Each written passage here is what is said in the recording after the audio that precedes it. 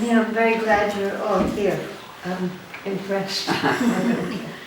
I make these working maps. I have some others, and I will continue making them.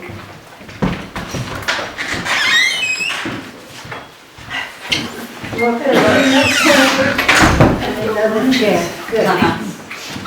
And I'm just going to read some of the names of, it's sort of like a labyrinth, which is a long time subject for me, which you probably know. And even though you can't see well here, it'll be on the counter back there. So I have Flying White, Street of Thinking of Saul Steinberg, Plaza of the Unknown, Viaduct of Energia, Calligraphy Plaza, Chroma Street, Egyptian Violet, Life, Pleasure, Aquarels, Blue Gouache, No Spectrum, Erasure Street, Tone Red, Via Blameless, The Hour of Lead, Bone Black, Eruption Way, Forever Street, Why Not? Ziggurat Boulevard, Broigle Highway, that's a major highway. Graphite, yes, Printer Street, Goose Feathers, Quill Pen, Burnt Umber, Raw Umber, Bad Brushes, Old Brushes, Eraser Corner, Pencil Way. Did I say Flying White? I'll read a few more. Dance Street, Saving Glances, Drawing Rivers, How to Live, Saving Women Everywhere. Glances, Fighting to Save Our Freedoms, Adobe Way, Steinberg again. Outrage, Mushrooms, Planting Seeds, Heartbreak Road, Drawing More, Drawing More, Draw More. Loving Goats, Bluestone Scraps, Rivers, Rivers, Rivers, Leaves, Sculpture, Broken Pastels, Stones. Draw More, Gouaches, Bronze, Clay, Wood, Wax, Oil Sticks. Tattered Sleep, How to Live, How to Live. So those are some of the many things that go through my head when I'm working. So it gives you a little glimpse. It doesn't mention all the cultures that I think of from way, way back, all the way back, trying to imagine how people started to paint on rocks or whittle pieces of wood or use feathers way before paper was invented. They were drawing on leaves, they were putting prayers. So much of the work was what would be called religious, spiritual, whatever. And I think basically they were going to the heading of how to live, which is something I can't imagine everybody sitting here and everybody in the world right now is not thinking of the pain. And in the middle of the night, last night it came to me, pain in the heart, as opposed to the other term. Because I think that's not only what I feel, and it's something that would, in a way, in an ununited world, unite everybody. And if we could live somehow, work through that, there would be something resembling some way to live.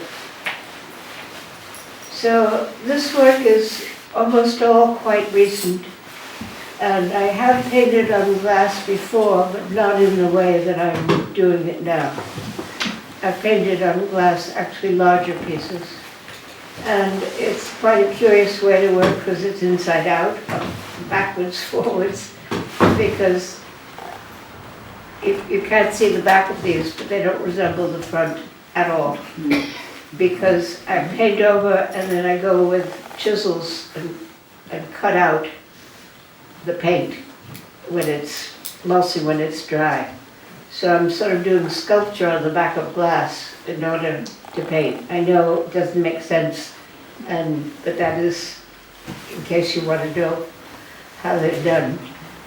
And the leaf painting there, which is 2 leaves, which is really a collaborative work with Alan Hoffman here, because he grows these, what are they called, Riki? Fuki. Fuki leaves, some Japanese plant I've never seen before. And they have huge stems, so they come up here, this high. And you can see how big the leaves are, and of course they're green. And I dried it very carefully and then painted on it. And I've always painted on sea grape leaves, which grow in the Caribbean on the edges of all the islands. And I love collaborations of all kinds. I have collaborated with theater people in the past a lot, particularly open theater that doesn't exist anymore. And more recently with Noche Flamenca, the great flamenco troupe which will be performing in January at the Joyce. And they're working on a big Goya piece. And I don't know if I'm going to be exactly involved with it, but I know I'll be talking with my team. And I do love collaborations of all kinds. So, maybe, wow, need a bigger dollar. Maybe you have some questions? Probably not too technical. Yes? What kind of paint did you use on the glass? Oh, oil paint. They're all oil. And then you chipped at the back? Yeah. Not through the glass at first. Yeah. Right. Why wouldn't the color on the front? Could you repeat? The question was why it would look different on the back. It's a little hard to explain, but because I don't like what I've got on the front, and I'm working always like this, right? Then I cut away to be able to put more paint in. But I do that over weeks. So there are layers, so some of them on the back are about that thick. Oh, Yeah. nice. Okay? I had to sand some down. Yeah. To get them in the frame. Yeah, Oh. yeah. No one else has any questions at all? Hello. I've always loved your connection with animals, identifying with them, but also understanding them as other, or also they are through us. Are there things from your early life or through your life that helped to bring this about, this connection? Well, I like so many children. I had a dog, but I had to give it up because of the war. And gave it to a farmer who gave it a different name right away, which really bothered me a lot. And I had a cat in England too. I came when I was 7 years old, 1940. But I do remember being somewhere in the country in England, and I heard that people take honey from bees, and I thought, how can they take their honey? And I put some honey in my hand and stood where I knew there would probably be bees, and I was yelled at right away, said, what are you, crazy, you're going to be stung? And I said, probably not, I'm just giving them back a little of what they make. And now Rose has brought me as a gift a hive. I don't take care of it at all. It's outside my garden with an electric fence around. And there are how many bees there? Oh, thousands. Thousands of bees. And until recently, when it got cooler, they were all around me, never stinging. And I did remember standing like that as a child with the honey. So, yeah, animals, I mean, now they know, because of all the technology which makes it possible, more and more about the brains of birds. For instance, a chickadee, very ordinary bird. I mean, Everybody probably knows them. And their brain gets bigger in the fall. The memory part of their brain. Now, wouldn't you like that? Yeah. Okay. Their brain gets bigger because they have cached thousands of seeds, right? But in the winter, the landscape is totally different, right? What was green and here's plants that they know, it's gone, covered with snow, or anyhow, totally different. Because their brains are bigger, then they can find thousands of seeds that they have cached and sometimes double cache. In other words, oh, that wasn't the right place to hide it, I'll move it over here, right? So that's just one tiny example, but so much is known now of the emotions of animals, including fish, which I didn't think of so much in terms of emotion. But the prints of the fish on the outside wall there, those are brought to me by Bennett Ratcliffe, who has a connection with the fishermen, and he brought me their black bass. And I had a very moving and, to me, totally unusual experience. My son, Pablo, when he was young, fished a lot. He caught everything, he was passionate about it. And he gutted them and cleaned them, but I did also, and I cooked them and we ate them, all that. And but I didn't think much about it. I mean, I was glad we did it, and I was glad to, prepare them and everything. But this fish was, of course, dead. And I wanted one with scales to make the print, because the print is made by putting a piece of rice paper over the fish and dabbing it. I make little dabbers, and I put ink on them and try to figure out how much ink, all that, and dab and dab and dab. And the same fish done twice looks quite different, although it's the same fish. So doing it, the fish felt very alive to me somehow. And I was very fascinated by the process. It's a Japanese process, I forget the name. Do you know the name? No. Anyhow, it's probably based on, people go fishing and they come back and they say, oh, I caught one, it was this big. And someone says, no, you're probably exaggerating. Well, if you make a fish print of it, you say, I caught one this big, and you have a fish print, they can't say anything. But I think they must have done it also for the beauty of it. And I couldn't get in Woodstock any fish that had scales, because they were all clean. And I bought one that I thought had scales, took it home, couldn't make a fish print, cooked it. But why am I telling you this? I know why. Because then, after making the prints, of course, I was going to cook it. And I prepared it with, oil and garlic, whatever, cooked it in some simple way.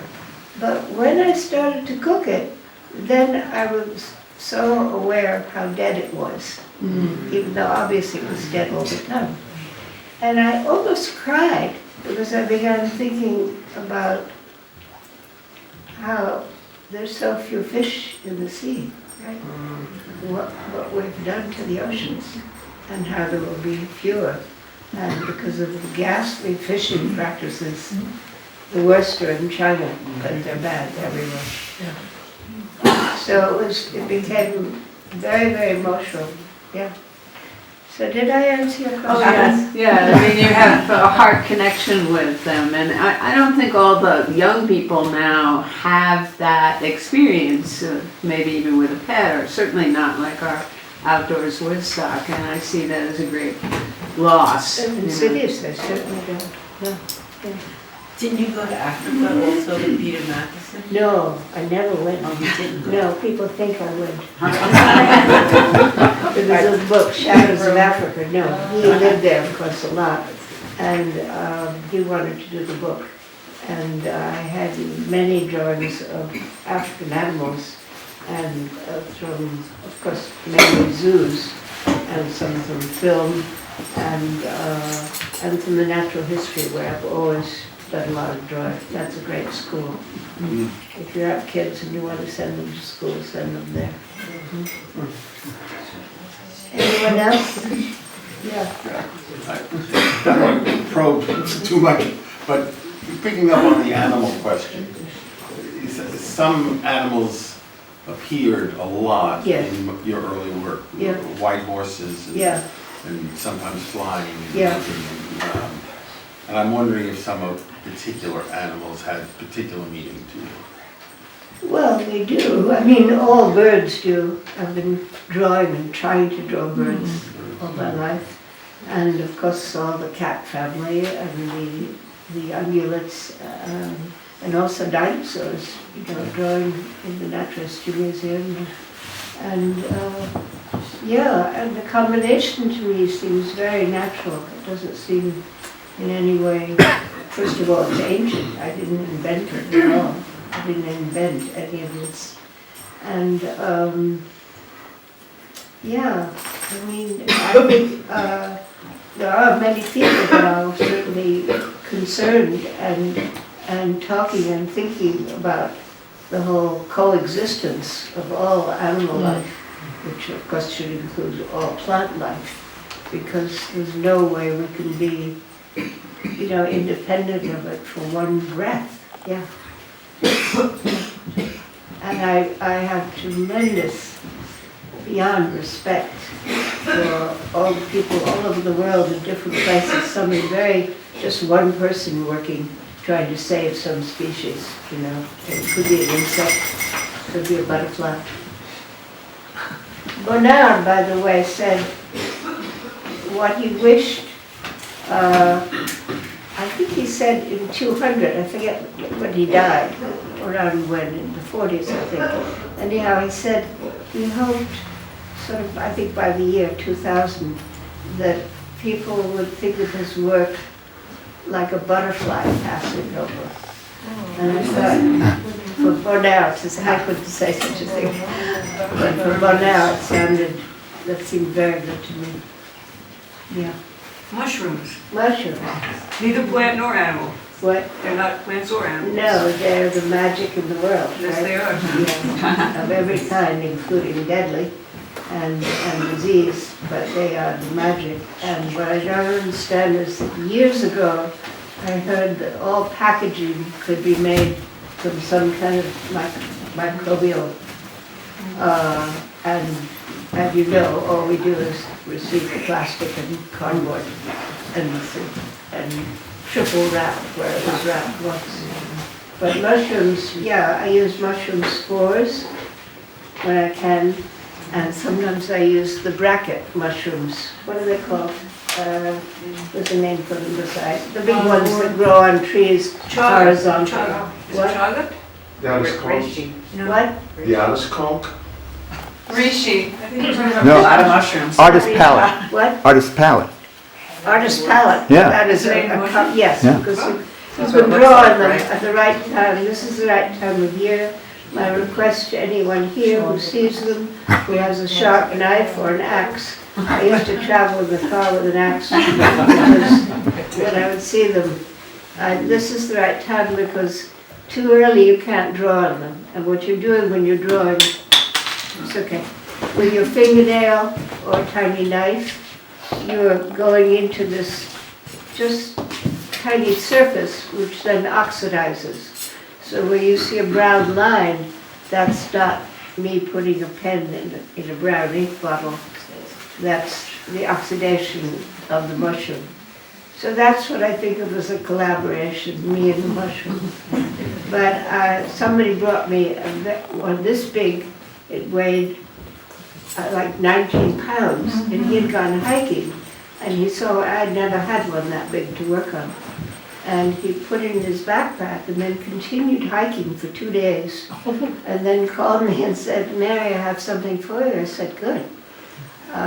He said, "It's a mushroom." I said, "Even better." And I thought, he'd bring me one sort of like this. And he lugs out this thing out of his backpack. Yeah, Mary, have you ever done anything with bats? nothing with bats Of except course, they're intriguing. they're very intriguing. Right. I've drawn them and there's The this, only flying mammal. right. It's amazing. Yeah. There's a phenomenal drawing of a bat in the It's in the Islamic section of the, where's the Islamic section? Which is Met, Over where? Met, in Met, yes, yeah. Ah, And it's about this big, and it's about one wing way open, and you see the claw, and it's extraordinary. I wouldn't have known necessarily that it's an Islamic drawing. First of all, a lot of the drawings don't have figures or animals, right? This one, maybe it's Persian. mammary glands? They have them, yes. Yes? I'm intrigued by your use of color. Your palette seems to be rather extensive. Can you talk about how you use color? I wish I could. It's so mysterious. It's the most mysterious. So I would say I suffer with it. I paint over things over and over in many cases, and then occasionally I don't, which is a pleasure to just be able to put a piece of color down. But color only exists in the world in connection with what's next to it, behind it, above it. And to me, a big part of working all together is what other people see. And everybody in this room and everywhere comes to whatever they look at with their own life, their own experience, their own thoughts, fears, humor, pleasure. And it's always wonderful, of course, when I see someone take a long look, but also glimpses are sometimes very interesting. And I think a lot about how people look and what they take with them. And you think of looking just eyes, but I think of ears and mouth, all the orifices actually are taking in, beside your conscious, unconscious. And I do get really rather remarkable, sometimes letters, poems, songs, things that people tell me that I could never have thought about my work. And sometimes there's some people who are not connected to the art world, or even people who look at art. Could be like, a plumber who's never been, for instance, maybe in a gallery, and doesn't even know. I'm always telling people galleries are free. They don't know that. They assume they have to pay. And they're astounded often when I tell them. Anyhow, I've often been very interested in things people say who are not used to looking at art. And sometimes they come up with wild, preposterous, funny, but also really very interesting things to me. So I appreciate that a lot.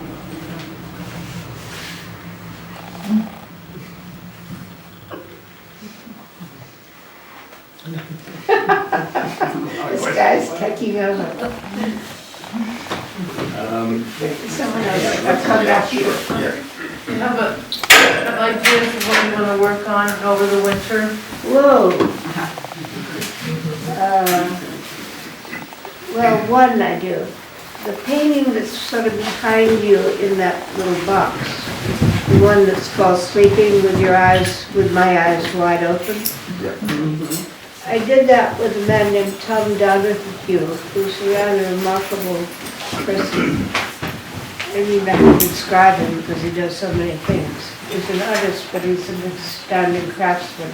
And he came up with the medium that does small figures, which are older clay pieces, mostly. And I hope to work with him this summer, but he wasn't free. And I will work with him in the winter, so that's one thing I just found out today. I look very forward to, because it's not a medium I can mix myself. It's quite only pieces to figure this one out. Right. And I hope to, draw. I like to draw in museums, and we live half the year in the city, so I haven't been in a museum And except this gallery, I haven't been using the gallery because I'm not driving now anymore. And so, yeah, the good, the good things of the city, and maybe collaborate with other people in some way. Does sound good, doesn't it? Yeah. Yeah. We'll see. Yeah. Mary, to get back to the color, Yeah. when you're about to begin a painting, Yeah. do you think first red? Or do you pre-mix a few colors? Or do you just take a stab? I think some of all of those, but I am overly impatient and don't put out enough colors. And now with my hands having a harder time getting paint out of the tubes, I would like someone to do that for me. The colors are And- beautiful. Yeah. But no, it's I mean, the thing is, everybody, artists all work differently, but I wouldn't say I don't have any idea of what I want to do, but I've never done what the idea was, ever. I've done something like it, but no, because I think what's in your head and then what you actually do with your body, eyes, hands, for me, it's something else, and that can have, I don't know, like a spontaneous aspect that can be very good, but it also can be just a disaster, many disasters, yeah. Does that help you? Yeah. Yeah. Yeah. I'm going to ask an abstract question, but I'll explain where it comes from. And that is, do you think your sense of time and space have changed? And I'll explain where that comes from, because I saw your works in late 70s, 80s, and these broken females, and I thought, they're the earth, they're the wind, they're the elements of nature. And there was kind of a groundedness, but also that movement of energy. And since, I'm younger than you are, but I've had this age sweep, and it seems to me that this is part of that age sweep. But I so think, if you have any yeah. reaction to that, that'd be Yeah, great. no, I think that's a very much to the point. I am aware of differences. First of all, working with clay, which of course is earth, and working with the physicality and the pieces, which the reason I initially did the pieces was because of course I didn't have a kiln that was 9 feet long. And in fact, first I didn't have any kiln for years. I took everything in a truck down 20 steps and then up 20 steps somewhere else, all the pieces, and find them in other people's kilns. But clay is so other. And if somebody would have said to me that I would photograph some of my ceramic, my clay pieces, and embed them in a painting, I would have said, what an idea, I would never do that. And of course, that is what I've done, and maybe that was partly a way of kind of longing for some aspect of the clay, but I also wanted to have the contrast of the photograph, which is clearly a photograph, whether people know, everybody doesn't realize that they are, my pieces, but combined then with paint or ink or something that's so other. But I think, time and space changes all the time, of course, but with age it changes more. No, I think everybody agrees on that. Is that true? Do you agree? Time and space change more with age? Or change in a different way? Well, if you're 20 years old, how much time can you look back on? 20 years. If you're 80 or 90 or 100, obviously you have a vaster field, even if your memory is gone a lot, I can remember what I ate when I was 9.5.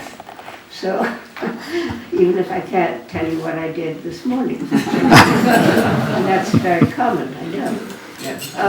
But it certainly affects working in ways that's a little, I think, hard for me to describe, but I feel affected by it, no question, yeah.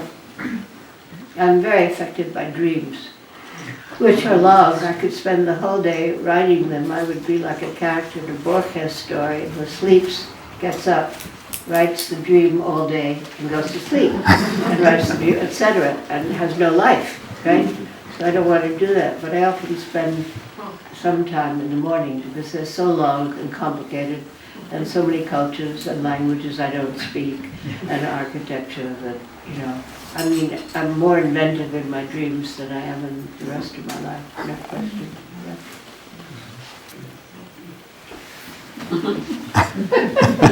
It's a good time to come. Wow, I didn't expect so many people. Yes, hello?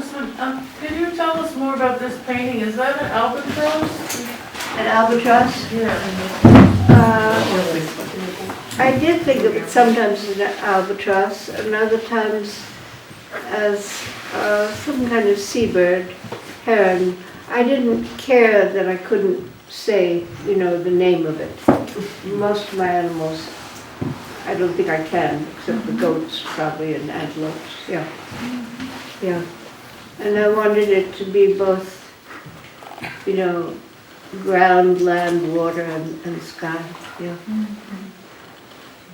And I did one for the, doesn't look like that, but it is part, in a sense, part of the series, because I've done a number of birds in that kind of proportion to the painting. And I did one for the, maybe it was the first Woodstock Film Festival. No, not the first, a Yeah. few years ago. Yeah, Yeah.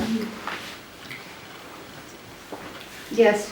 Since you've been talking, I have been looking above your head. No, you don't have.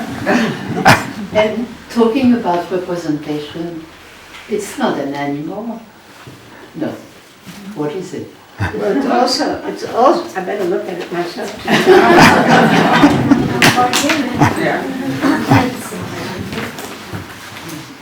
Oh, it's what I call a creature. Good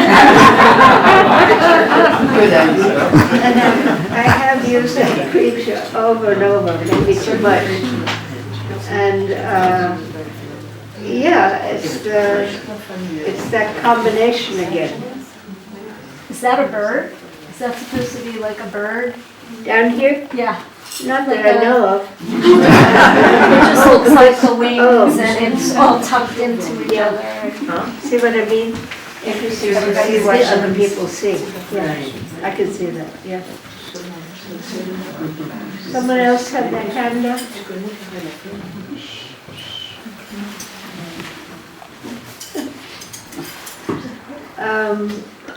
Maybe there are no more questions. I do. Oh, no. Yes. On top of your head is a flower. Yes. No,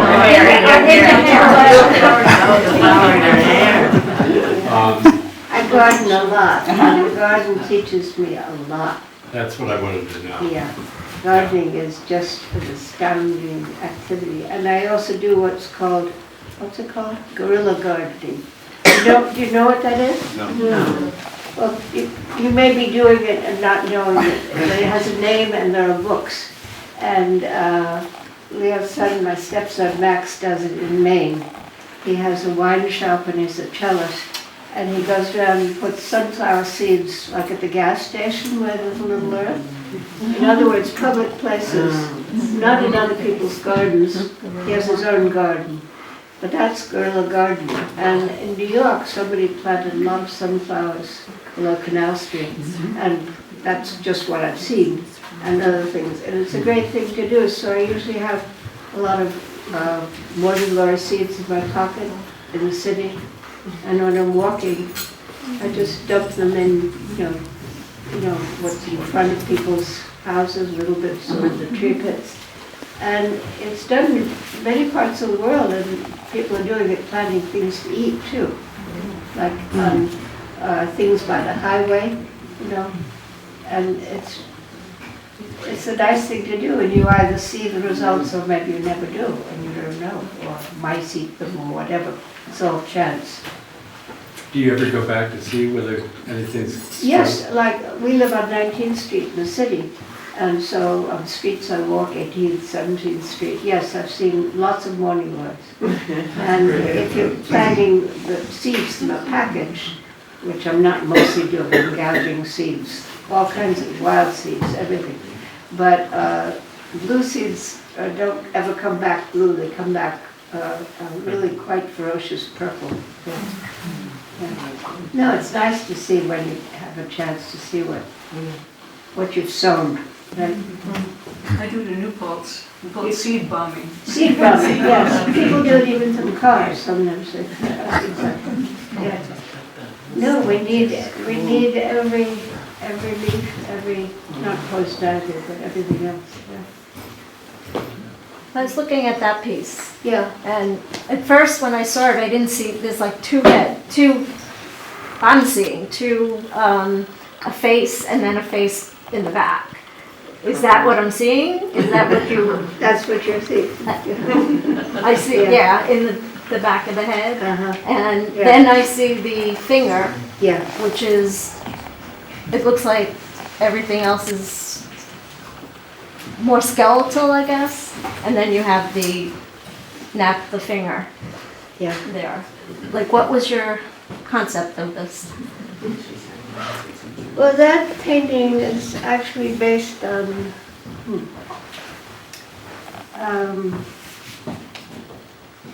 my daughter died when she was 20, and I couldn't work, of course, at all for quite some time.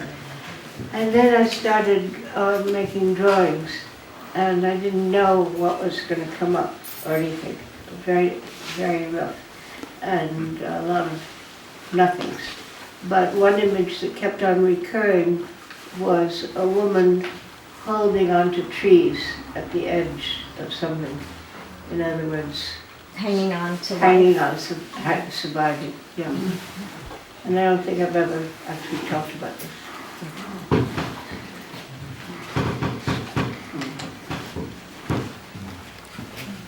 Yeah. Hi, Mary. Hi. Wow.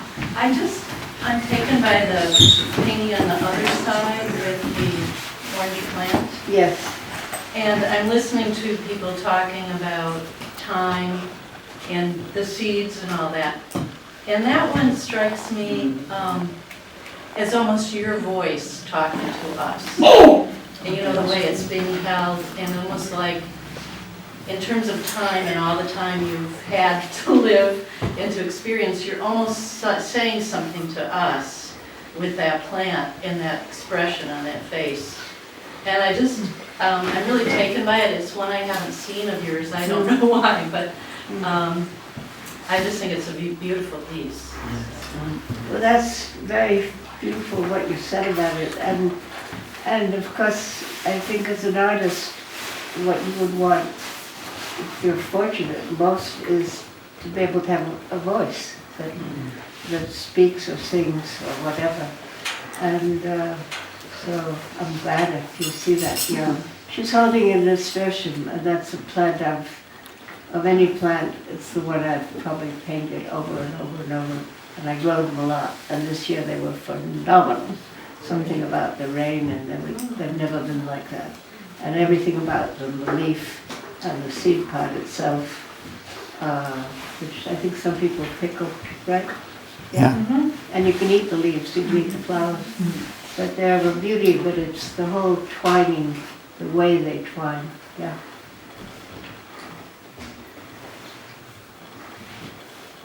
Nasturtium leaf pesto. Very good. Yes? Yes. I'll try it. Yeah.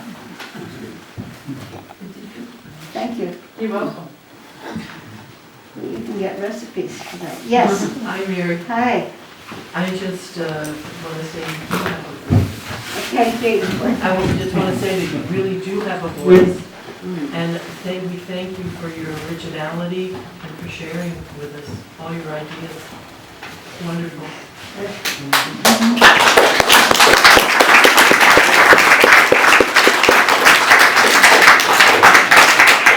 I'm not through. Because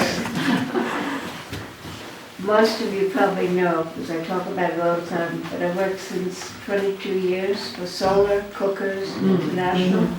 Many people nodding, heard it. Now, I started, maybe there were a few thousand people using them. Now there are over 45 million people. And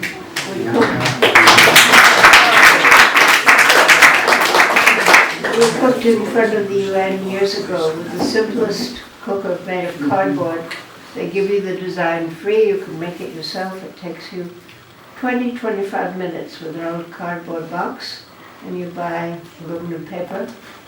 And it folds up, can be shipped all over the world. And they give instructions in, I think, over 45, 50 languages now. And it weighs about a pound. Now, something that you can make free and cook a chicken in, take you probably 2 hours, not today. Now they have all different designs, hundreds of designs coming from all over the world, including big ones that are cooking for thousands of people. In one hospital in India, they're cooking for several thousand people every day. On top of which, this is a big subject now, water, right? Of course, if you can cook a chicken, meat, fish, rice, beans, cake, brownies, everything, you can also purify water.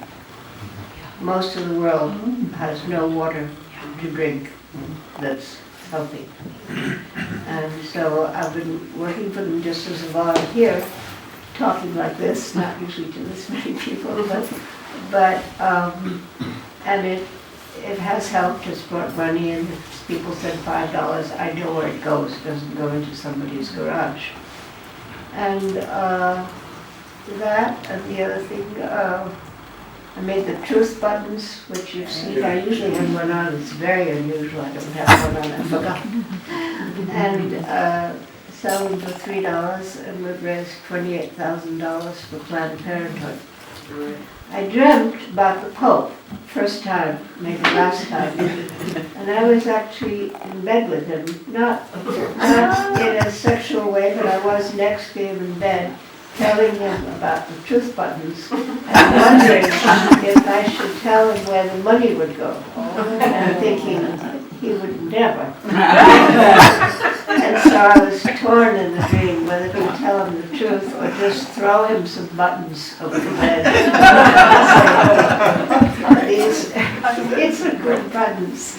And I woke up with the dilemma still. Thank you so much, so much.